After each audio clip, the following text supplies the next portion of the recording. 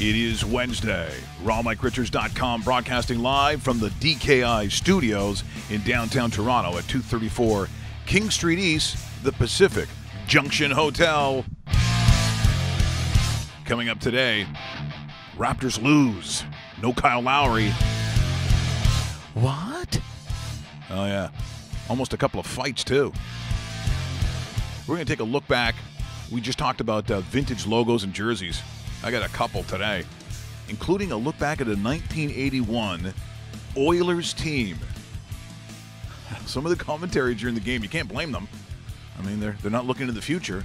But one comment was, you know, that line with Curry and Gretzky seems to be working well together. It's like he saw the future. It's what? Yeah. In the debut of Vincent Tremblay. He was wearing number 29, by the way. Is that Paul Mathieu? Yeah, I'm going, wait a minute. Yeah, why do you do that? Like, he would have been gone for an hour. Yeah, and then it's like, here's 29. What? Did Why? I ever tell you the Why 14's available? Did I ever? Speaking of jerseys and stuff like that, did I ever tell you the story? And it's a good one. You got to remember, we're 16 and 17 years old at the time, and we started. Sponge hockey in Winnipeg is massive. Sponge hockey, okay. So you wear the spongy shoes, right? And you play hockey on ice, right? So we used to do it immediately after school, so it wouldn't interfere with ice hockey. So we had this fundraiser, or a social, as they call it in Manitoba. Oh, social. Social. You raise money, and we buy these jerseys. So instead of buying like the mesh jerseys with a number on the back, we go high end. And we go to our friend's store and say, we want these jerseys, blah, blah, blah. And they're like, okay, we can't get you those jerseys, but the New Jersey Devils at the time are changing their jerseys. So they're getting rid of the green. And they're going black. So we could give you 50% off those. So they ended up being about $125 each, which is pretty pricey at the time. Yeah, that is pricey at the time. But it's regular price around $300. So we order 15 of them. And they give us that, and they said they also stuck in a goalie one. And these came, a lot of these jerseys came back from New Jersey because they shipped the ones with no numbers back to CCM, send it to us. And we're looking through it, and all of a sudden at the very bottom, we pull it out. It's Sean Burke's old jersey, number 1, Burke. And it's like, well, that's not $125. No. And it's like our goalie sits there and says, I'm taking that number. Like, you know, guys, we should send this back because it's not right. Yeah, shut up, Larry. Now, if you, and I know you remember it, but if anybody out there was listening, Sean Burke with the New Jersey Devils was phenomenal. Oh, yeah. He had a couple major league playoff runs, but we talk about the jerseys and the sending back and the number distribution. It's like, so our goalie quickly went from number 30 to number 1.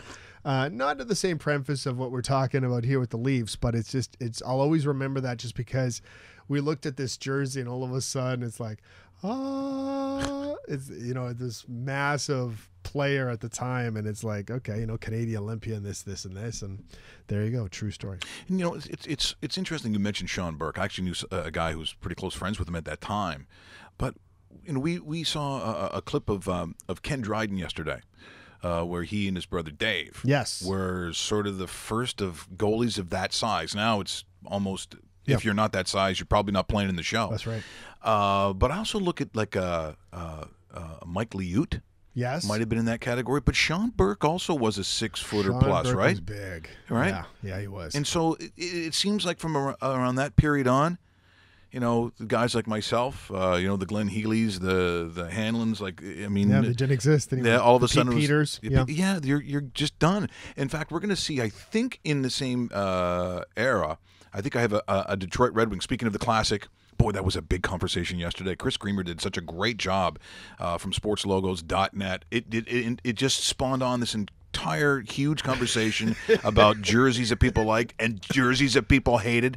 Liam McGuire was right in there getting into stuff. Yep. Ted the Viking from Blade Tape. Oh, he was, boy, Ted, not have a lot on your plate yesterday? Because who has that time? It's true. Who has the time they had? Every single time I'd look down at my Twitter thing, and there'd be like 4 responses from Ted. What about this one, Dave?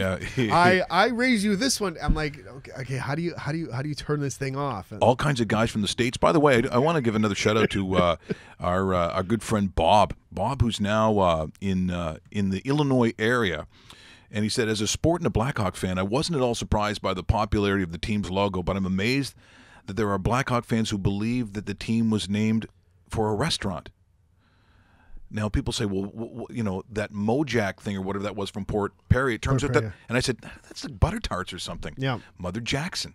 So it became Flamingo. You probably had a Flamingo Butter Tart. The Bombers, that was Captain... What do they call him?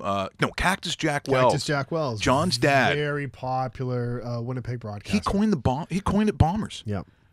But the Blue Bombers, I think Blue, wasn't it after the Labatt? Labatt Company. So you just never quite know. There's different even the Winnipeg Jets. Like the Winnipeg Jets, when they originally bought into the WHA, the owner at the time, Ben Haskins, was friends with the owner of the New York Jets. And as a tribute... he named his hockey team New York Jets. It's amazing. And as Bob says, he said, as you may know, Chief Blackhawk lived in what is now Illinois. And he writes to me to share the line in the introduction of his translated autobiography. So this is, when we asked that question yesterday, what about the appearance of racism of some of the logos and the team nicknames, like Chief Wahoo. Like it's very cartoonish. Yes. But the Blackhawk one isn't. And as Chris said, he goes, well, I'm white, mostly European background. What am I going to say about it? I apparently I have no say. But here it is. May the Great Spirit shed light on yours, and that you may never experience the humility that the power of the American government has reduced me to, is the wish of him who, in his native forest, was once as proud and bold as yourself. These are very strong words, and they took that and literally embodied it on a jersey. So if someone were to say to me, don't you think it's racist? No, I don't. No. I don't. Now, look, again, it's coming from, a white guy who was raised in a, middle-class family in Ontario. There you go. I probably never met a Métis or Native person. I don't even know how many years it would be. It's just because it's not in our area. In the eastern part, and it's different out west. Probably if you're in Manitoba, certainly Saskatchewan, Alberta, and BC.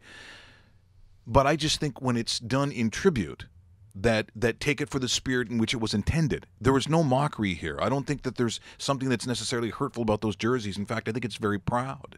And I'll give you an example in Stouffville where we were shocked. I was part of an elementary school, a Summit View Public School. And we studied the Haida Indians. And back in it would be probably 1975, we recreated and built a beautiful totem pole that has stood in front of that public school since that time. Someone in the last 6 months said it was racist. Like, I don't know where it came from. And my great teacher, Mrs. Mumford, who I adored and was very important in my life. So her son, Mike, said, did you see what's going on here? They're saying it's racist. Weren't you a part of that? I said, yeah. He said, well, the school board will get back to them and decide what to do. Like, you could take it, you could put it somewhere. In the middle of the night, they took it down and chopped it. Wow. We don't know where it is. It was probably burned or you couldn't even move it maybe to a different part of town. Really? Just took it down without telling anyone, sneakily in the middle of the night. Sure. Thank you. That is true democracy at work. Thanks for that. Yeah. Great job. Yeah. It sickens me. And no kidding. That was not intended in any way, shape, or form to belittle a peoples. This is what I don't get about the sensitivities of politically correctness, because one way it seemed like it was kind of going the other way, and shows were actually called Politically Incorrect, and it spawned all these conversational shows. Now, boy, you better be careful, because it is a very sensitive society out there, and at times I just think very uncomfortable. There's just a lot of anger, and to me, a lot of this social justice is done in the comfort of someone's den or office, where they're just spouting out just stuff that inspires, I think, a lot of hate. And I think I'm a little tired of it. In that response, when people talk, we never talk politics because, quite frankly, it's not our show. But if both leaders of the country in North America, that in the United States and Canada, if they got changed out, The one thing that I would say about it is good, because I'm sick of the constant nightly attacks, going back and forth. It's just a lot of negative energy, and I just hope it goes away. And guess what? When the terms are up for both guys will be out. Sure. And it really, that's about as close as I'm going to get to politics, because we have too much pressure just to survive as just human beings on a daily basis, especially when people don't wave in cars when you let them in, and that happened like 3 times today. So now all of a sudden I'm upset. I gotta wave today. I'm upset. I gotta wave today. There was one where I had to basically hold back all traffic. I'm feeling very oh, look at him. I'm paving a way because someone had to go into a school. Yep. This girl chewing gum, just right through. Really? Kingston Road, 4 lanes of traffic. I kind of hold up. I'm like, I give the yes, you this way for you. Really? What? Yeah, so don't get me started. Hey, there was enough anger in that Raptors basketball game last night. No Kyle Lowry. There was. And the Ninja was at it too. The Ninja got ejected, the former Raptor. Yes, he did. And you're starting to see. You don't want to deal with that Ninja. No, and I'll tell you what, he was not one of Coach Casey's favorites, and it kind of showed up a little bit last night. And I got to tell you, James Johnson, and we interviewed him at that time. Yeah. He's literally twice the size of us. Yep. He's ripped too. Like, this is he has a black belt. Is it karate? It's something. It's some sort of jiu-jitsu or some sort of martial art. Something that says that they could kick you in the head and your head would fall off. Yep. And for Serge Ibaka, they're just doing what basketball players do, especially at the professional level. They're just jockeying for position. But that position for Ibaka, if he didn't walk away, was going to be probably lying on the floor. I want to walk down the alley with him. So here it is. It's a little elbow. And then in his face. You know what?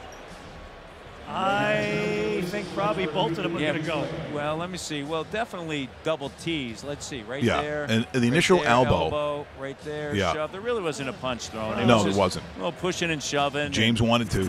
Look at him. How you doing? Good, Serge. How you doing? You see him James? back there? But there's in the old NBA, in today's NBA, I have no idea how it's going to be called. But well, there it is. Part of that anger. By the way, property of the National Basketball Association, courtesy of friends at TSN. And there you had Matt Devlin, who's been on the show, and of course our good friend Jack Armstrong calling that game. That's right. But look, this had a lot of sort of subtext to it, including Dave, no Kyle Lowry. And this is the one thing that's the big one. When he signed that big new deal, it was not taken away from what he means to that team. In fact, this is another great example of it.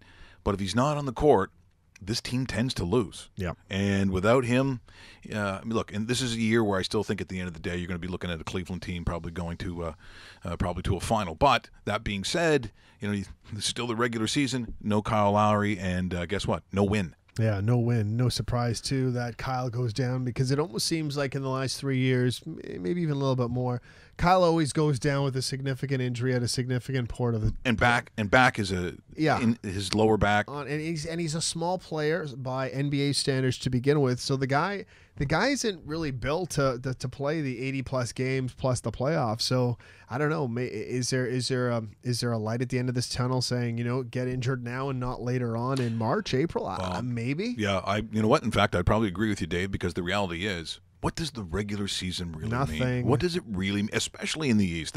In the West, when you're jockeying for home court, and look, it's tight because that's where the power certainly is. We're going to see probably when we start getting closer to March and April, just how good is Boston? Is Boston really? Because I don't see how it's not Boston and Cleveland boxing it out. But and the other part of it is give the Raptors a little bit of a pass on this one. Back-to-back nights, tough, because they were playing Brooklyn and then Miami back-to-back. They're not exactly superpower teams, but you're missing Kyle Lowry on the second one. The travel was in between those two games, so there's a little bit of extra. And you know what? They lost it in the last 10 seconds. They had the game. They battled back from a deficit in the third into the fourth. They led in the fourth, and you know what? May have snuck off with a win. Now, if we're having this kind of conversation after back-to-back wins, they're like back-to-back wins, no Kyle Lowry in the second one. It's like that's pretty good. But they lost it by that one time. First time they've lost when leading in the last 10 seconds in their last 11 tries. Yeah, and by the way, that used to be their calling card. My son and I, Jordan, always watching the Raptors. Jordan would just be whipping pillows because you knew that lead was going to erode. They were going to lose in the fourth quarter, and that is certainly not their calling card now. Nope. But here is, once again, the last, 3 seconds and change of the Raptors game last night. You were hoping for a win. It's going to come down to this possession. Once again, property of the National Basketball Association, courtesy of our friends at TSN. Almost be organized in how you guard it right here. And Olynyk in the game now, another sharpshooter. The Raptors may have a foul to give. Jack. Defense, boys. Defense. Want some defense? Might be a glitch in the system. Let's see here. Ellington lays it up and through. No. And that's going to do it. 90 to 89. Yeah, they had a chance there. Yeah, right? that's what people. When they take that court long shot, people say, "Oh, we almost won." No, he didn't. No, not even close. In order to get that ball in, that's not a legitimate shot at winning a game. Just so you know. I mean, he almost made it. No, he didn't. No, not even close. Yeah, not even a prayer. So otherwise, Coach Casey's saying, here's what they won't see: when you inbound the ball in the first, 2 minutes of the game, just lob it at the other end of the court and try to get it in. This is the play I'm setting up, just like a little pick play, 2 feet away from the baseline on your end. Let's try that one because that's a good play. Oh, good play. And so if it hits the backboard, you go, Coach Casey, it almost went in. Yeah, timeout. We're not doing that play. So there it is. Some Raptors last night in national basketball. Before we get to some other conversations here, by the way, Jeff Leeson going to join us here in about 10 minutes time. Very unique way of working the crowd. He's going to be in studio. You'll see some of his work. We're going to have him make fun of Russell too. Well, he only has a certain amount of time, so let's. Yeah, okay, that's true. It's not a 2-hour show. No, that's it's not. I know. You've seen on Just for Laughs. MTV's always been on Sirius XM on satellite. Originally from London, Ontario, so he's going to be in studio in a minute. The embarrassment of LeVar Ball. Now, this is not a new clip, which is a couple days old. Steve Kerr talking about it. I've always liked Steve Kerr. I liked him as a player. Yep. But the embarrassment of LeVar, and there's a picture I saw from Lithuania. You should see what it looks like. I couldn't even play the clip because I just can't. It's so hard to stomach because, as a father, I'm looking at, I don't know how he does it. But I thought Steve Kerr was very accurate in his assessment of the media coverage of LeVar Ball and sort of what it has done to Lonzo, to be honest, and that relationship that he has with the Lakers, which all of a sudden hasn't become very good, like his play. And someone said, well, that's not going to help him. Well, do you really think that all the circus around it at some point as a human being, it's never going to affect him? Some people would argue that has nothing to do with his bad play. I'm a dad and a coach. I'm not so sure about that. I'm not so sure when your father's an international now embarrassment that doesn't seep into your soul at some point. Here's Steve Kerr, and I think he nails it once again. I believe property of the National Basketball Association. So I've talked to people in the media this year. I said, why do you guys have to cover that guy? They say, well, we don't want to. Nobody wants to, but our bosses tell us we have to because of the ratings, because of the readership. So somewhere, that I guess it's in Lithuania, LeVar Ball is laughing at all of us. People are eating out of his hands for no apparent reason, other than, he's become like the Kardashian of the NBA or something, and that sells, and that's what. Yeah, and you know what? How can you not say that that's not kind of where it has gone into the reality? I prefer the series. Kardashians more than LeVar. Yeah. I'm just saying. I don't think I can handle either one of them, I'll be honest. I haven't seen 1 second of that show Yeah. ever. Reality TV's not exactly my thing. No. Unless, of course, it's Gordon Ramsay yelling at someone because they don't know how to boil an egg. I'm watching that. You're watching that. I'm all over that. Also, just before we get to Jeff in about 8 minutes' time or so, I'd mentioned we had that great conversation yesterday with Chris Kramer from sportslogos.net. Yep. Did you see all the stuff on Twitter? Guys from all over North America, really. All the guys from the States looking at some of the craziness. Do you see the guy actually doing the artwork for the Atlanta Flames and the Calgary Flames on Twitter? I didn't see that. That was out there, and it showed how he was sketching it. Wait. Was it his Twitter account? Or was it just a guy that showed a picture of the guy doing it? Yeah, I think it was the guy Just showing the picture. Okay, I'm unsure. I don't think it was the actual real guy. I was going to say, if that's the guy, we're getting him. Yeah, well, who says you can't? You know, yeah, that's true. That's true. And you know, I like the Atlanta Flames jerseys. Like, I like that logo. It was good. I like because the Flames actually use that A as their assistant captain now. Yeah, no, that's well done. It's a smart move, and you know what? I'm glad. You know, a lot of times when you transfer teams too from one city to another, you don't keep the name. The Calgary Flames, that name itself, and for everything that city stands for, great name for it. Yeah, it is. It's perfect. No, it's great. You know, just like if Winnipeg, you know, when they went down to Phoenix, became the Phoenix Jets, I'd still be mad about it today.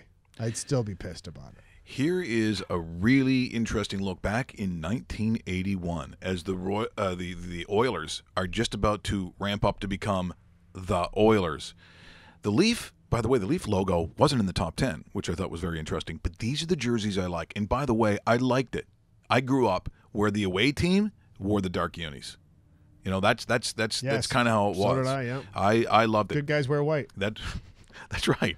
And this is Vincent Tremblay, his very first game. And for some reason, they are just obsessed with continually bringing this up. But get a load of some of the commentary when they talk about, you know, that Curry-Gretzky line. Could be okay. These guys are all right. Let's go back and proper to the National Hockey League. Here is a moment in 1981. Vincent Tremblay, the young man in goal tonight for the Toronto Maple Leafs. I'm sure there are a few butterflies, Jerry. Well, Don Whitman, how awesome. Pretty closely wet in warm-ups, and he's got an awfully quick glove hand. He seems to cut off the angles well, so we'll have to watch and see if he plays that way during the game. Play at the line, the puck picked up, shot right on by Curry. As the Leafs had some difficulty inside their own line, and Curry swooped in to pick up that loose puck, but Tremblay was there to stop it. Well, Curry's playing pretty well with Wayne Gretzky, and he gets the puck here and just lets it fly. A real good shot, and of course, Vincent Tremblay, as I mentioned, I watched him in warm-ups, and he moved out very well and cut off the angles on the Toronto players shooting on him during the warm-ups, and he seemed to give them a little bit of the glove side to shoot at, and then knowing where they're going to shoot, he'd take it away. From Quebec, the fourth-round draft choice of the Leafs in 1979, 21 years of age, with Moncton in the American Hockey League. This is his first National League start. Nice. 21, 17:28 is the time remaining in a scoreless opening period. The Edmonton Oilers at home to Maple Leafs. Back to the line. Coffey into the corner. Gretzky trying to center it. Curry gets it back to the point now to Coffey. Slap shot. Yeah, well. What a tremendous shot by Paul Coffey from the point. Flats. And this young man, Witt, has been playing very, very well of late. I think that's one of the reasons for the Oilers' success between Kevin Lowe and Coffey. They've played very well. Now watch the puck back to the Isn't that funny? Lets it fly in. There's 5 Hall of Famers on the ice. This shot is that it's very low. It's just a few He's playing well of late. Really, Vincent Tremblay had no chance. He was screened by But again, there's young. Oh, it really is remarkable when you think about it. That's awesome. You know, I still remember as a kid. My friend Doug, at the time that I played hockey with, his dad was friends with Teddy Green. Oh, sure. Yeah. And Ted Green invited us to an Oilers practice. And it's literally close practice. We're the only ones in the Winnipeg arena. And Glenn Sather's blowing the whistle for speed. And if you're watching it and concentrating on it, you get dizzy watching the Oilers skate. That's how good of a team this was. Oh, and that was that type of team. It was 83-84's team. So. Yeah, and so that's when it's just like bulletproof almost. These guys were just legends on ice. That movie, was it On the Bus? Now we actually Boys on the Bus. Boys on the Bus, and we ran into the guy who shot it. He wants to come on the show all the time. Does he really? He still works as like a photog. Well, I didn't know that. He goes, I'll tell you everything. Oh, okay. Because the slurring that goes on some of those scenes. I mean, that's a young Gretzky. I mean, they're just it was a very fast. CBC's run it a couple of times. Yeah, you talk about the core of a team. They had 5 or 6 Hall of Famers all around the same age, growing up together in the 80s. Yeah, and you just saw it. That was just that was a great glimpse. Who did you like better in that, Andy Moog or Grant Fuhr? Oh, Moog. I was going to say, for you me, come across as an Andy Moog guy just because of the size and how fast he was and just style. Yeah, exactly. Yeah. I mean, Andy Moog was all. I mean, the Oilers were blessed with goaltenders because when Moog moved on, some guy named Bill Ranford came up. Not bad. Yeah, he was okay Not too. bad. And by the way, someone said, was his family in the keyboard industry? Who? Oh, you mean the Moog sympathists? No, they're not. Yeah, his dad played the organ in the building, and someone said, that's pretty good. Yeah, that was a Mr. Moog. No, no, they're not related, as far as I know. Okay, so we'll loosen it up a little bit here. I like me some London, Ontario. I spent 1 year just absolutely going mental in that town. I'm not allowed back. So we're going to talk to Jeff Leeson. Off the Cuff is the name of the special. He's, as I said, been on Just for Laughs. He's been on MTV, Sirius XM. He's going to come in studio next, and I'm pretty sure going to tear it up pretty good. Here is some of his work. What if I could come out and I could talk to a guy in a jean jacket and a t-shirt and some jeans with a Magnum PI mustache that he's going to go home and treat his wife to a little Swiffer wet jet later on? What if I could do that? What if we could talk about this guy who's on fucking disability because he said that his back hurt one time, and him and his wife have a confusing fucking time because her name is weird and his name is very, very easy. He's Pete, she's Lowell, but they got to spend an hour and a half going through what the fuck the name is. What if I could do that? What if I could talk to Jeremy, who's the most beautiful man I've ever seen, who sells millions and millions of dollars worth of Sun Life financial insurance? And on the part-time, he models for Calvin Klein and Walmart and all these fucking companies that he then turns around and sells life insurance to every one of their employees. What if I could talk to Justin and Dustin and Tony and Amy, who have been married for 3 years, but together for 8 because Tony wouldn't pull the fucking trigger, and she kept pressuring him, going, Tony, I get it, you like the tight shirts. Stop buying them and buy me a fucking ring, you piece of shit.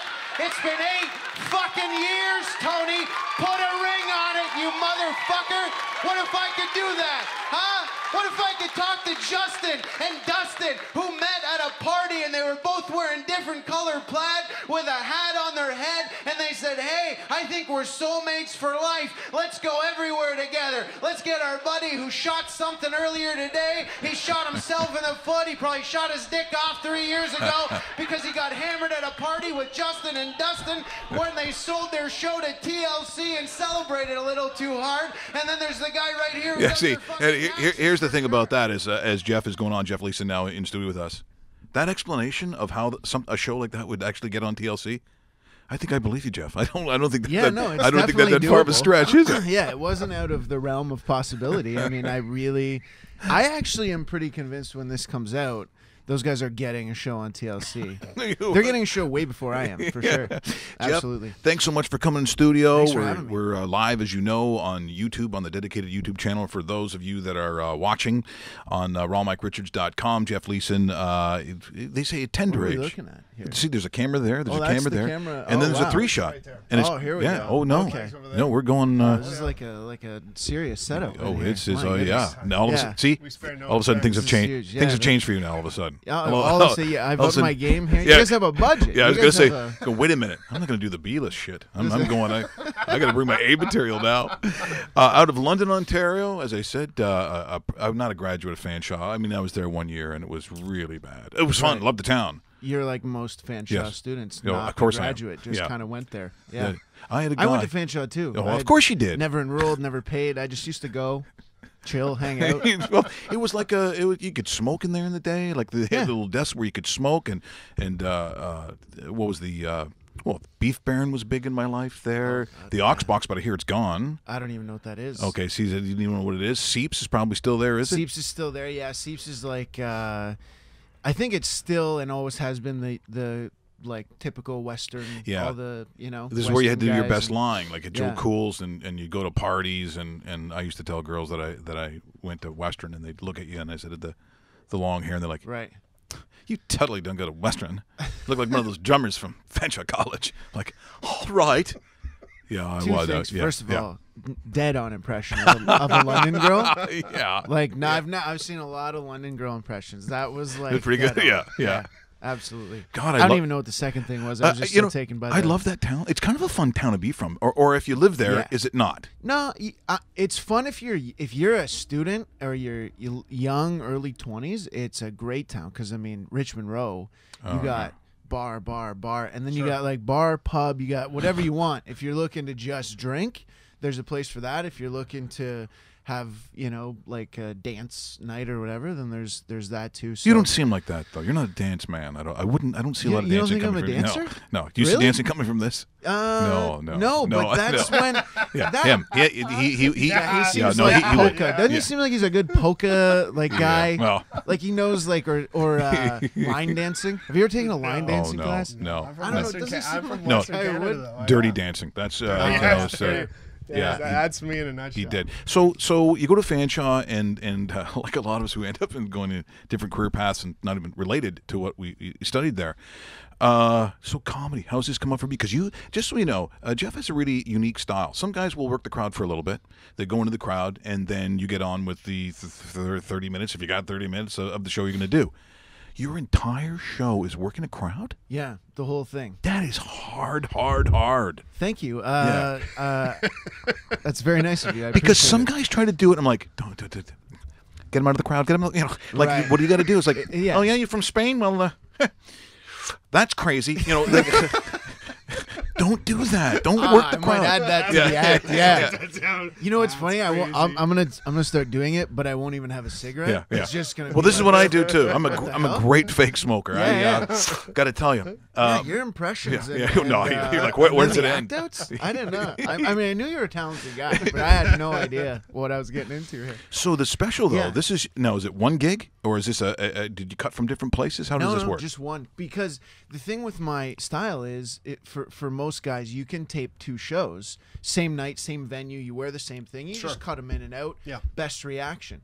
With what I do, it's not possible because once it goes, you're going. Yeah, it's and as you kind of showed there with the clip at the end, I do a wrap up of everything that we've talked about, and so it's kind of like the story. I call it the story of the night, and because each and every show is we're creating it right in front of them with the help of the audience. So it's telling the story of the night and never again, and you can't tell it ever again. That is exhausting. Mentally, it's exhausting because you're on fire all the time. Like it's got to be that stream of consciousness. Right. And once you see 2 people, right, but it's gotta have material. Exactly. It has to be funny. If you notice, each thing it has a setup, which is usually the question or whatever I notice about them. It has a joke, and then it has a punchline. So it's writing, but it's writing on the spot. Mm-hmm. And it's all based on curiosity. Nothing that I'm doing is like to make fun of people or to go at someone or anything like that. And it's not leading somewhere. A lot of guys ask a question because they have a bit. Sure. Mine is legit. I'm just curious about why they wore that, why they look like that, why they act like that. But once you go down that road, right. You have to be a little fearless because as it's pouring out of you and you're on a run, there's a guy in a wheelchair. Yeah. Right? So you gotta go. You kind of have to go there. You have to go there now. Exactly. I had a guy once in Florida. He had a fake leg, and he pulled it off. Oh no. I said something like no. It was crazy. I said we were going back and forth. It was really cool. Like he was good at back and forth. And I said like, you're so good, I should give you a hand. And he goes, well, how about a leg? And oh my pulls God. it off. And I'm like, what the? And the whole crowd, like, they were like, whoa. And then at the end of the show, and I don't know where this has ever gone, but at the end of the show, I have a picture of me holding his leg with him. It's me and him like holding the leg. And so you never know. That's the thing, is you never know. And so you can't second guess. It's you have to be, for me, when I'm doing a show, my mind has to be completely clear. If there's stuff going on in life, like I can't be concerned about it. It has to be, leave it at the door, come in, do the show, and then whatever I decide to go down, it has to. You can't be like you can't be No, there's no stuttering. Can't There's be. no and when you see the special. By the way, the special comes out. When's it come out? January 26th.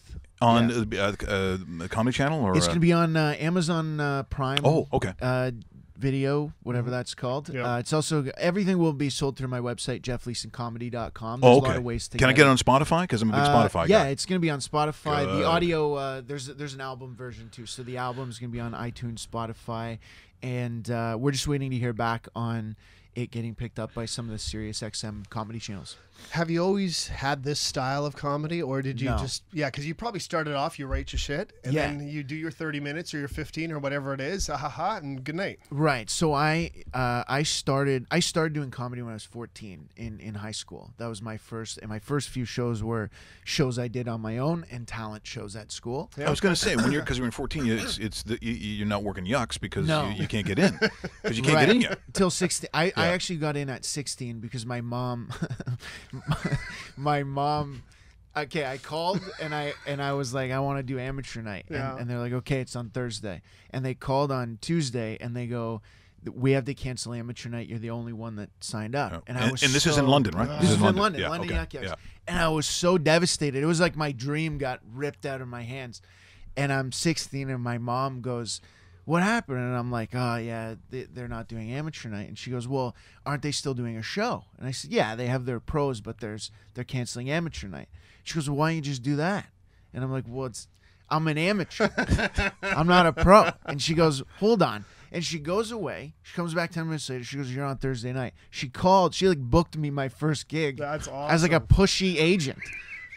And so so at 16, I did my first Yuck Yucks. But the first, honestly, I would say 10 years. I mean, that's 18 years ago that I started. First 10 years was learning how to do comedy, which is jokes. You know, Jeff, it's such a, and we have a lot of comedians over the years on different shows that have come on, and the idea that people think that it's easy, just go in front of your family. Trust me, your family will think you suck. Like you really don't have any way of segueing one or the other. You do material that's kind of hackneyed a little bit. You have to go out there literally, and the first time I went to Yuckus when I was a kid, so in grade 12. Right. But I go down when it first started at so Breslin's there, and it's the Yorkville, the original one. So I'm sitting there. My dad drives me down.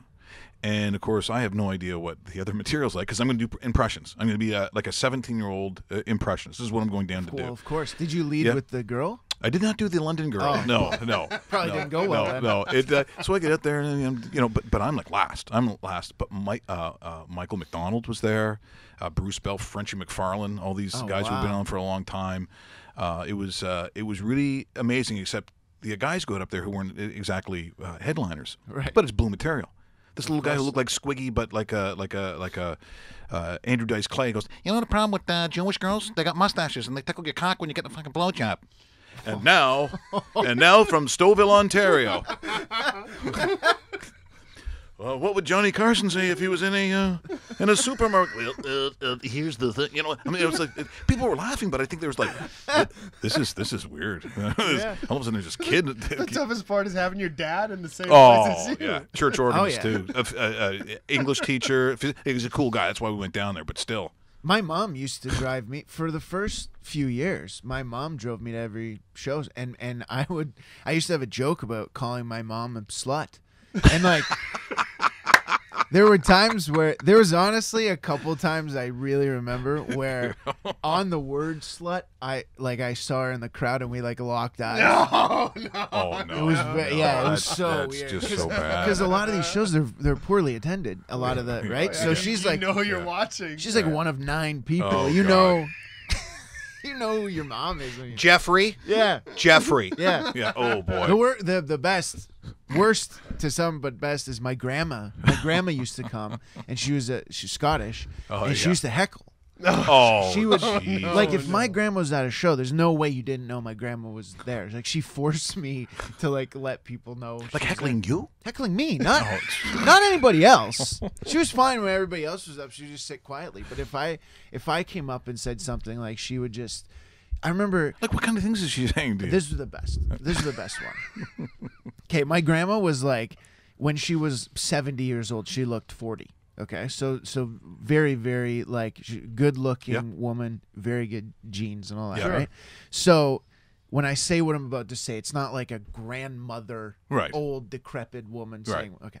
So I'm doing a show. We're in London, a place called the Locker Room. Had you ever in Locker Room in where? London? No, that Didn't was think not so. there. No. Yeah, that makes sense. They're not in business anymore. No. I think part of it was our comedy show, by the way. Anyway, so we're doing a thing, and I was the host, and I would book the acts and bring guys in from Michigan and Toronto, and it was a way for me. I was young. I was really young, like early 20s, and it was a way for me to kind of just integrate into the comedy community a little more. So one night I'm doing a thing and asking questions, and I find out at this table it's a bunch of people that are married, and it turned out that there was 4 couples, and somehow they had all slept with each other. Oh. They had been married. It was boy. a wife and an ex-wife and an ex-husband, and then 2 people dated, and they had all been Yep. together, and it was. And these people decide it's a good idea to go to a comedy club. They decided, out of their own, that they should sit front row, only table in the front for the show. And probably thinking this won't come up, that we've all of course. banged each other at one point. And so we go through, and it was like a 10-minute, probably long sequence. And at the end, I'm like, so everybody here is basically sleeping with everybody? There was a laugh, a sort of pause, and then from the back of the room, you hear this Scottish woman go, "Can I go sit at that table?"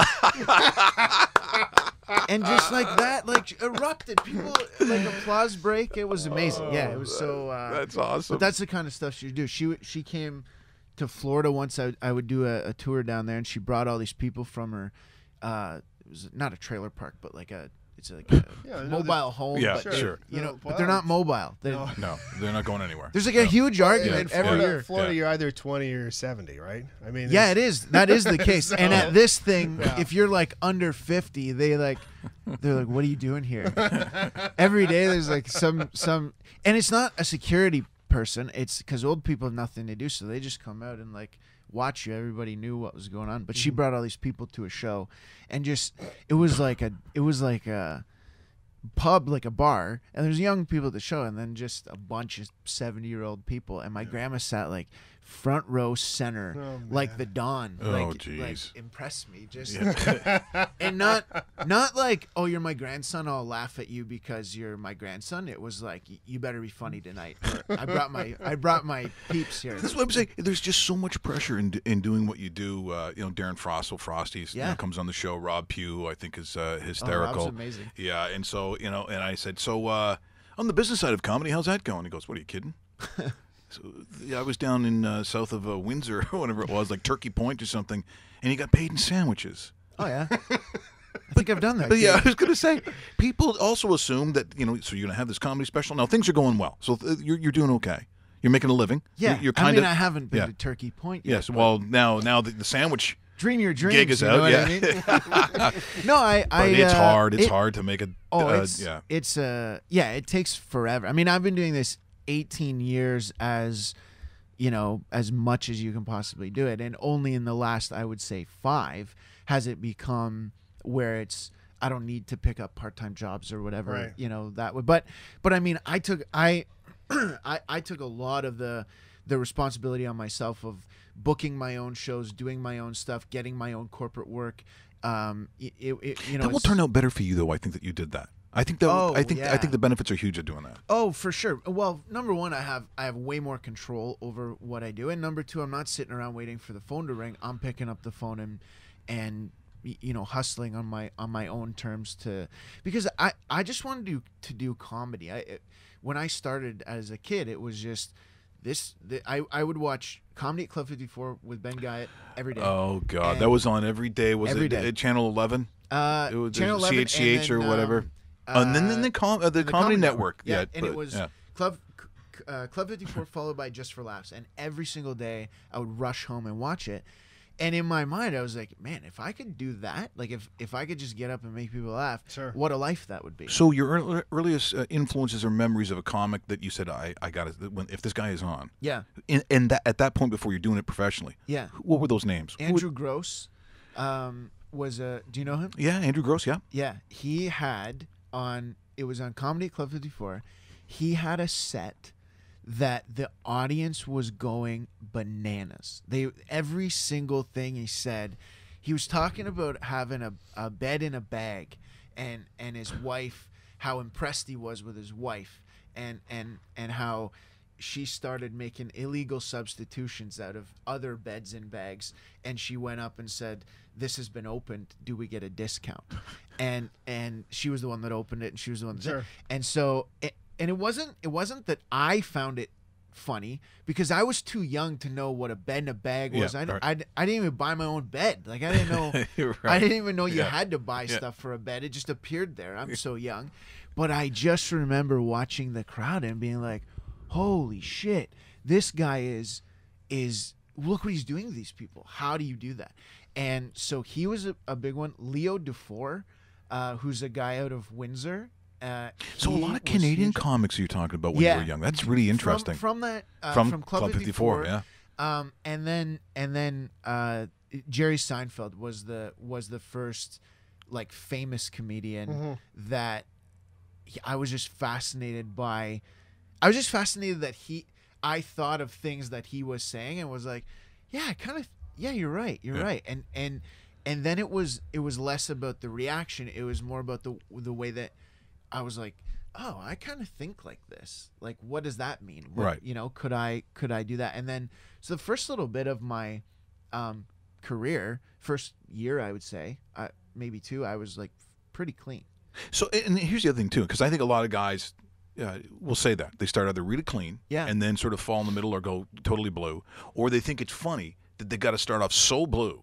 Like this is the way to get Right. laughs, right? You see that on amateur nights where guys are like, you know, everything's, you know, just so foul, so Sure. profane that it's difficult. And then you're talking about these influences of comedy. So you kind of look at the way someone thinks, and you're saying Jerry Seinfeld. But Jerry Seinfeld is like a wordsmith, and he's worked on how to inflect a certain word in a line, and he's done it 9 million times. It's heavy writing. Right. Where what you do now is almost the complete opposite, where Right. you're not sitting down because your workout is, once they say, ladies and gentlemen, Jeff Leeson. Right. And now you start. It's so hard what you're doing. And you know what's crazy is, because that's how I started, was writing and trying to fit. And I just found everything that I worked the hardest on got the least response, and whatever I would say that just popped into my mind about someone, huge. And I'm like, what in the hell is happening here? And what is wrong with me? Maybe I suck at this. and I had a friend, Ez Fidel. He's Hey, not- Fidel. he's- Fidel. Ez- Hola, Ez, Fidel. ¿Cómo estás?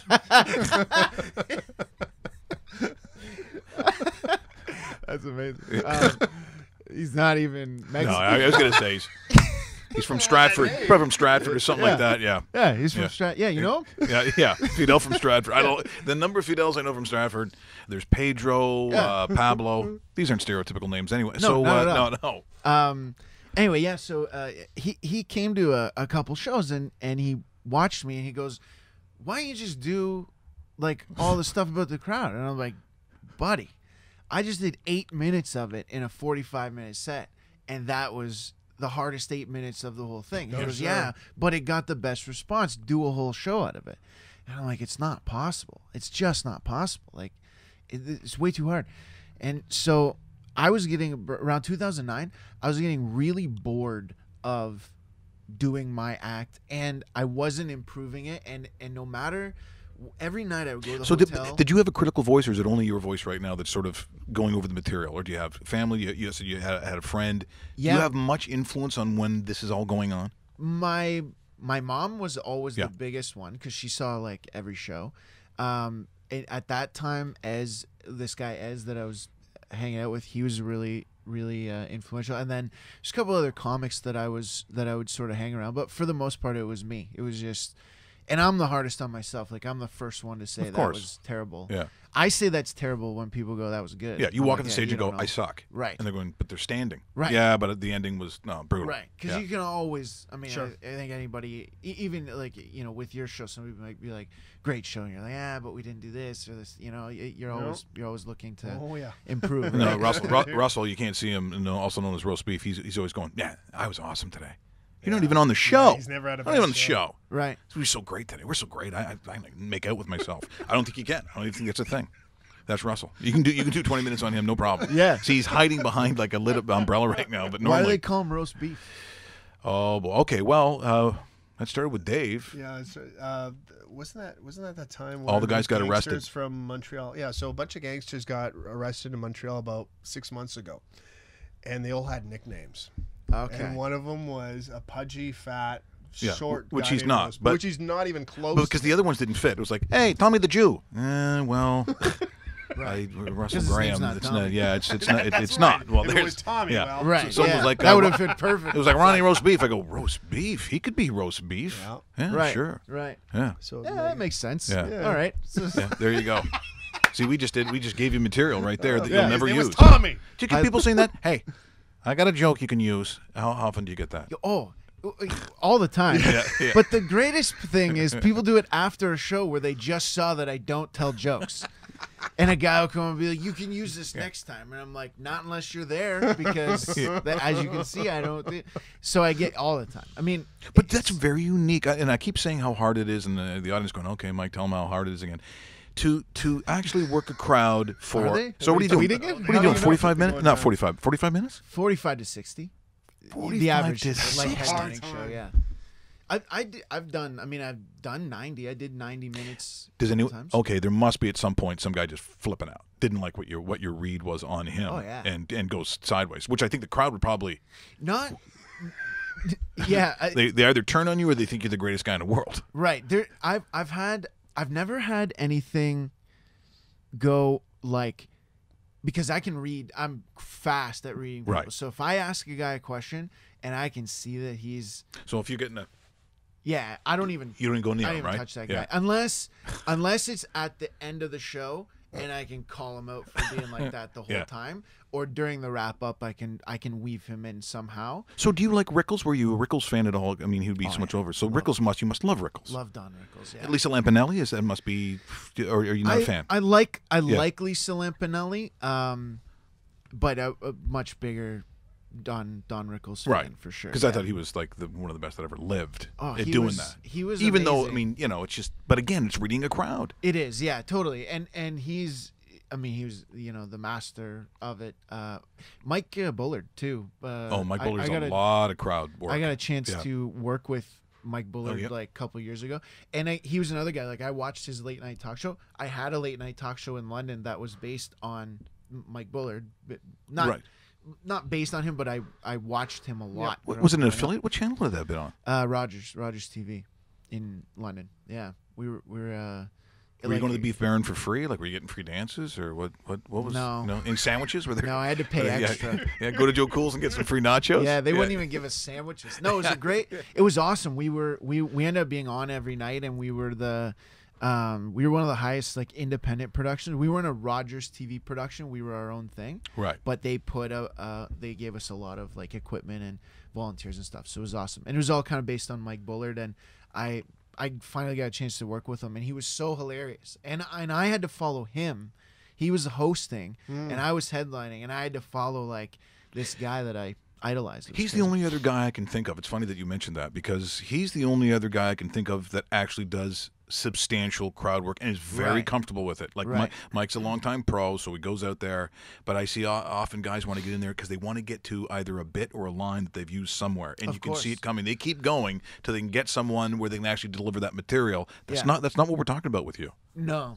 But it's funny you say that, because sort of how I was transitioning into it was my setups all became questions to the crowd because I had a joke about something. So if I had a joke about, I don't know, like a date, I would be like, are you guys on a date? Right. And it all became that. And what would end up happening is I would ask a question, I would have a response, that would get a laugh, and then I would go into a bit that would, of course, not get a laugh. Jeff Leeson in studio here on rawmickrichards.com. You're watching on the dedicated YouTube channel. Remember to subscribe, that little red thing, or you see my head just below. Click. Yeah, just click on that and subscribe.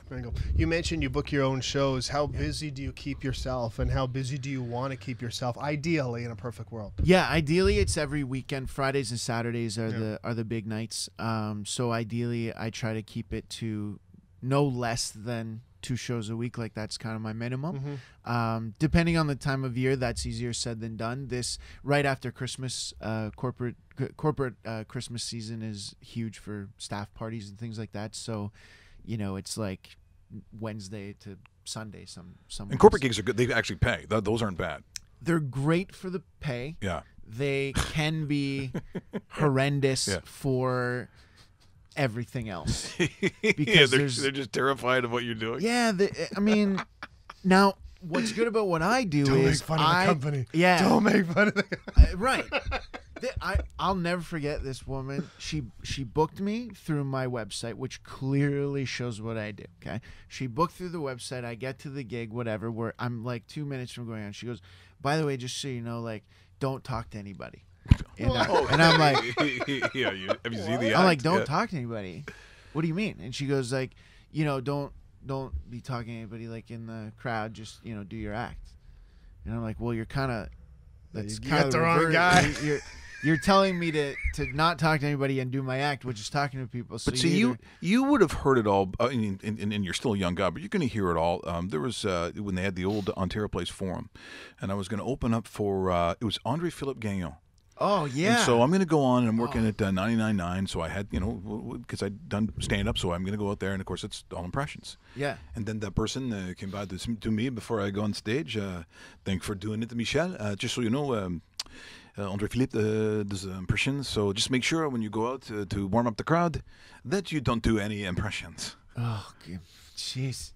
So I go out there, and what'd you do? I got weird. Oh, I did weird stuff. I was pulling girls out of the crowd, making them do like push-ups and stuff. I'm serious. It got push-ups. Dude, I'm like, what is? And then revolutionary. The things that I said, I'd be one of those guys that Oprah was talking about now. I mean, it was just weird what I did to these people. I don't know what got in my head, but they took everything away from me. Has anything come out about you? No, recently? apparently not yet. In whatever year, this guy made me do push-ups in front of everybody before like, the Andre Philippe Gagnon big show. Oh yeah, no, but you do have these weird stipulations, and sometimes you wonder, do people even know your act before they hire you? That day I didn't. I'm like, she's the only one. Nobody else would have even remotely seen the website. She just had to run it by the boss. So, yeah, you get that all the time. That was the only one where somebody was like, don't talk to anybody. Other people have been, don't. What did you end up doing in that situation? I talked about them. Okay. I was going to say.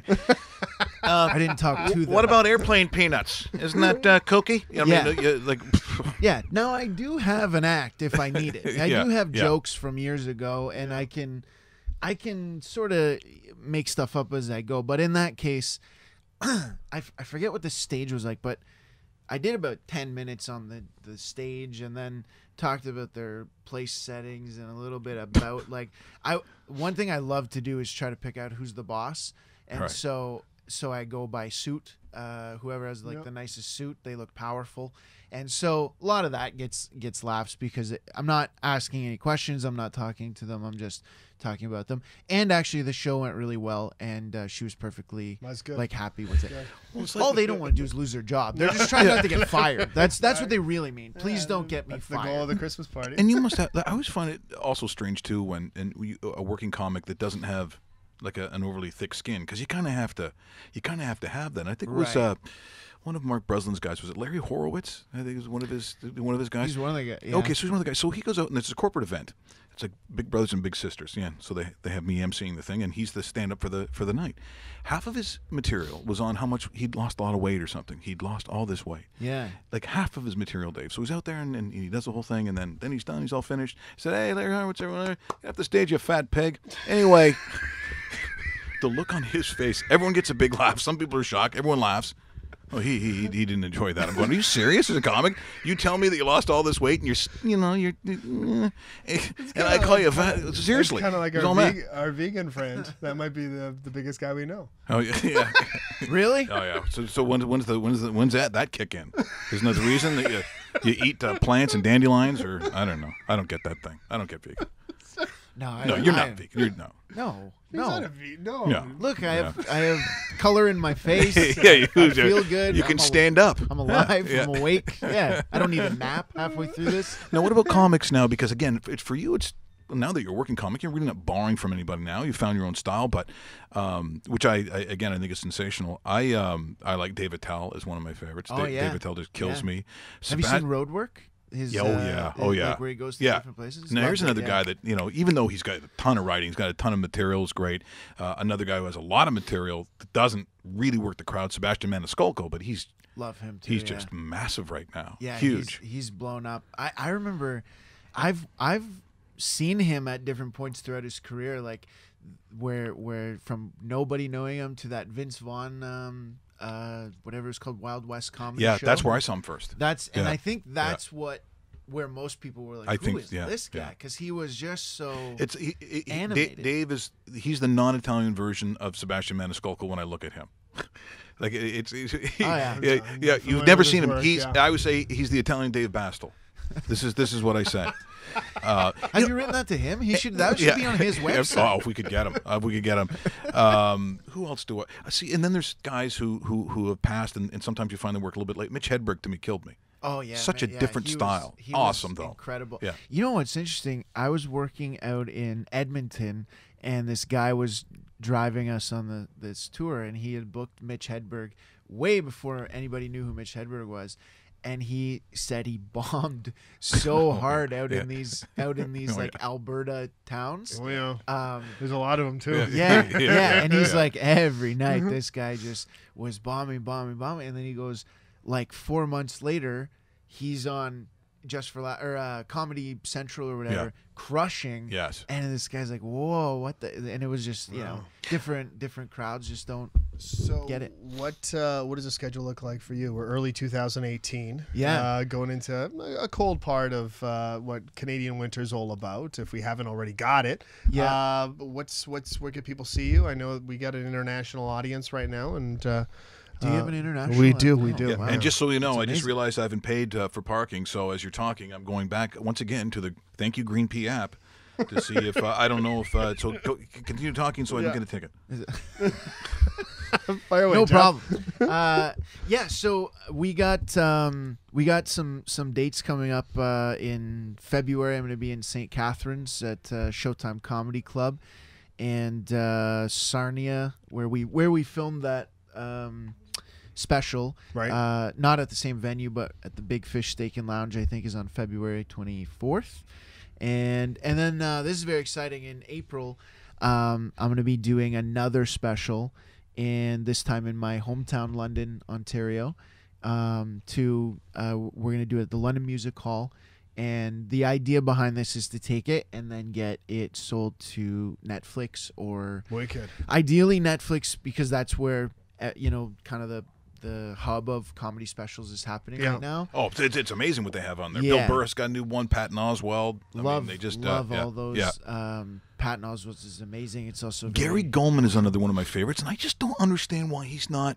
Like, people know who he is in the comedy world, but if I say Gary Goldman out here, right, not half the people don't know who I'm talking about. No. Brilliant guy, brilliant material. Very, very good comic. Very dry. I love. Have you seen Tourgasm with Dane Cook? No, I haven't. It's an old show. It's like because he got a lot of almost hate at some point. I don't know if it was a jealousy thing, but you had a lot of comics going a lot of shows, like even going on Joe Rogan, just throwing him under the bus, hating this guy. Yeah, Dane Cook, who I love and have a lot of respect for, but he changed the game really. I think so too. He was the first guy to use. He used MySpace, which was. In the day, the Facebook before Facebook or whatever. True. But he used that to build his audience, and what happened was a lot of the older comics, like I don't know if it was like the Jay Leno's of the world, not necessarily him, but I mean, the old guard, or the era of like build your go city to city and build and because Leno worked like 400 dates out of it was crazy, a crazy it was schedule. Insane. It was insane before he got the Tonight Show, and then when he had the Tonight Show, he was working every weekend. Yeah. And claimed, I don't know if this is true, but claimed he never touched any of his Tonight Show money, only lived off being a comic because that's all he ever wanted to do. So his Tonight Show money is like sitting somewhere apparently. Anyway, so he Dane Cook took a lot of heat, but who cares? I mean, he exploded and did exactly what he had to do. And his style, like you said, and this is the other thing too. I was a game, this sort of really off the cuff. I mean, obviously it's written, it's material, but it was very. I don't know, just where it came from. It wasn't like doing a bit on something. He just seemed to. It was very conversational in what he did, and very young. Yeah, and I think a lot of people borrowed from that. To be honest, I think a lot of guys did. Yeah, there was a real trend. It's It's dying down a little bit now. I see a lot of Bill Burr, Louis C.K. type stuff now. Bill Burr's one of my favorites. Nick Swartzen's very funny too, I think. Nick Swartzen, I did a show at the Hollywood Improv, and I went on last on this show. So technically headliner, but you just drew a last spot. Yeah. And the host goes up. I'm done. Host goes up and he's like, "Hey, we got a guy dropping in," and it was Nick Swartzen, and he came in. And it was right before he was filming a special. I forget what year it was. And he just crushed. And not only did he come in, he comes in and like 30 people from outside just all of a sudden come right in like an I don't know if it was an entourage or if people saw him going in and came in. And he like did 15 minutes. He'd kill because he's hilarious. He was amazing. Yeah. I love Nick Swartzen's stand up, and I love him in he's great in everything. Good, does a great job. Yeah, so we need to get you in movies now. So we have someone famous that we know. That's right. Why can't you be in movies? You can be in movies. Why can't I be? And your grandma. Someone. And your grandmother. My grandma, my grandma passed away. No. Oh, I'm sorry to hear that. In fact, oddly enough, my grandma today is the 4-year. 4 years. I bet that's tough for you because it sounds like you're from a real close family. We are, yeah. We're very, very close, very close. I was raised by my mom, my grandma, my great grandma, and my great grandpa were alive. Like they only died a few years ago, so I knew them. Good genes. My whole life. Yeah, very good for you. Well, I'm so glad that you came in here today. That was fantastic. Now Thank you. Obviously know our background sports. Yes. I'm guessing if you're from London, a lot of people. Wings fans, Tigers fans, unfortunately Lions fans from time to time. Do you have any of that in you? Are you a sports guy at all? I love hockey. Yeah. Hockey was my thing growing up. I was a goalie for years and years. Good for you. And I think goalie translated into comedy, the pressure. Well, I was a goalie, so yeah, of course, yeah, right? Yeah. Doesn't it make sense? No, it does. Yeah, and drummer, like I had all of them. All the weird stuff. Oh, you had the drummer in you too, eh? Yeah. I love the. I'm amazed I'm wearing pants right now, and not taking a leak like in the studio because it's not good. Yeah. Yeah. Yeah, it really isn't. It isn't. Well, so for people watching, because we're going to throw this out on Twitter, all the social media today that we have, and those watching. Yeah. If they want to, so you're shooting when in London? Yeah, Saturday, April the 28th. You guys are the first people that I've told. Other than there you go. Friends and like family, but couldn't be happier to make that announcement here. Awesome. That is so great. Yeah, we're doing that, and the idea, like I said, the idea being that for the one we just did, we knew ahead of time we were going to be on Prime and do it through the website and all that stuff, and it was which is great. But for this one, we're going to make it and then actually try to get it out and hopefully utilize some of the. How do you get it on Netflix? How does that happen? You have to obviously approach them, sell it. Yeah, you have to know. But you're not doing this. No. So what would happen is agency, management agency. Sure. I also know a couple people. I happened to luck out and find a publicity company, the Shorty brothers that you know, Daniel and Steven. Very well. And they know someone in I kind of know the guy too. He used to live here. Now he's in L.A. Pete Johansson had one on there. Pete Johansson, yeah, who is in England now, I think. Yes. He lives there. But he had one. And the other thing is that Canadian Netflix, they're trying to add more Canadian, like they want to do more Canadian content as well. So, it's just a matter of making the connections. And, I think at least one phone call from someone who knows someone there, and then agencies and stuff like that as well. But I want to make it, get it in the can, and then see what we can do. Well, and the one thing I think you really do have going for you is just the style.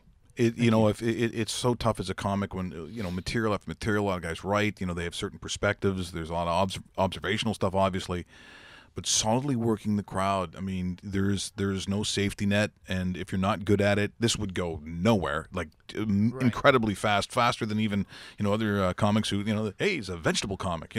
Whatever it is, I don't know. Maybe he's working the Sobeys or whatever. He might find a crowd, but what you do. There's no halfway. There's no mailing it in. There's no okay nights. Right. Like, you got to kill all the time. That's really hard. So I thank you so much for coming in. Thank you. We appreciate it. We're gonna do whatever we can. We can try to promote. Let's attack Netflix. Netflix. Yeah, Netflix. Come on. Yeah. Come on, Netflix. Please. To this interview. Yeah. Yeah. Let's tag them. And we'll make sure your people get this too, because you were great today. I just figure if I put it out there enough, eventually somebody's gonna go, "Hey, can you just shut up? We'll put it on. Just shut up." That is Jeff Leeson joining us here. We'll get this out later on today as he goes out. I promised I was going to play a little classic thing that's never been put to picture before, but we're gonna try it here. 10 after 11. Yeah, I know. So we're still going to do it, Dave. Say. I'm not cutting into your day, am I? Jeez. Yeah. The show usually ends at 11. Yeah. Oh, I'm sorry. Yeah. I'm sorry, guys. So It's not your fault. So just so you know, this was the classic parody of the John Facenda, the voice of NFL films. This was outtakes, apparently, that taken from a couple of years ago. Yes, we're using the music, so property of NFL films. Apparently, the session didn't go very well. NFL Films Championship Weekend, take one. As the frozen dance of January twists and turns across the hallowed fields of Middle America, we see the curtain rise on a 4-act gridiron play that is the AFC and NFC playoffs. Middle America, what is this? The thing with the hobbits and the wizards? No. Are you sure you want to say Middle America? Yeah, you know what? Middle America is... Don't push me. Look, you did work for us last year. It was absolutely perfect. Yes, and last year it was perfect. This year it's not. Get it together. I'm not trying to correct you. I just... All right, let's try. NFL Films Playoff Weekend, take two. Indianapolis, the Midwestern mecca for car racing, also boasts speed of another kind, found in the mind of Peyton Manning. You don't really mean that, do you? That's ridiculous. Well, he's comparing his mind to a car. Cars are forged in metal and steel. Peyton Manning is a mere man. Not unlike you and your friend over there. That writer, I see him making faces. Fuck you, sucker. I'm NFL Films. Who the are you? Look, Marty, stop looking at John. Don't look at Marty. I'm talking to you. NFL Films Playoff Weekend, take three. Snow. Oh, see, you started off. We need to capture the fact that it's... You need to capture the fact that you like it. Your words don't hurt me. NFL Films Playoff Weekend, take four. They line up in the stadium to see such heroes as... How can they be heroes when they haven't played? This is what I'm saying. This is a fucking joke. If you could just put the profanity to the side, everything's great. You're doing it. What do you, profanity?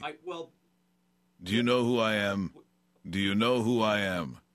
You're a very powerful man, and I don't... I'm a pretty big deal around here. No. There it is. Become best friends? Yep. You want to go do karate in the garage? Yep. It's time! It is time. We'd like to thank Jeff Leeson. See, I thought that's a UK name. I didn't know if it was Irish. My background is Irish, and I thought, I wonder if it's... I think it's British. I think... It's not Irish, I know that, but I think well, don't ruin it now. You did such a good job. I don't hear English now. It's Irish. You're pretty sure it's Irish. Yeah, it's Irish. Make sure you get out to the shows. Especially in London. What was the date again? April 28th. April 28th. Yeah, do that. Thanks for joining us tomorrow. Who do we have, Dave? Somebody good, NFL-wise. We're talking NFL playoffs. Yeah, NFL playoffs. That means gambling. Yeah, gimme. Do it. I better win.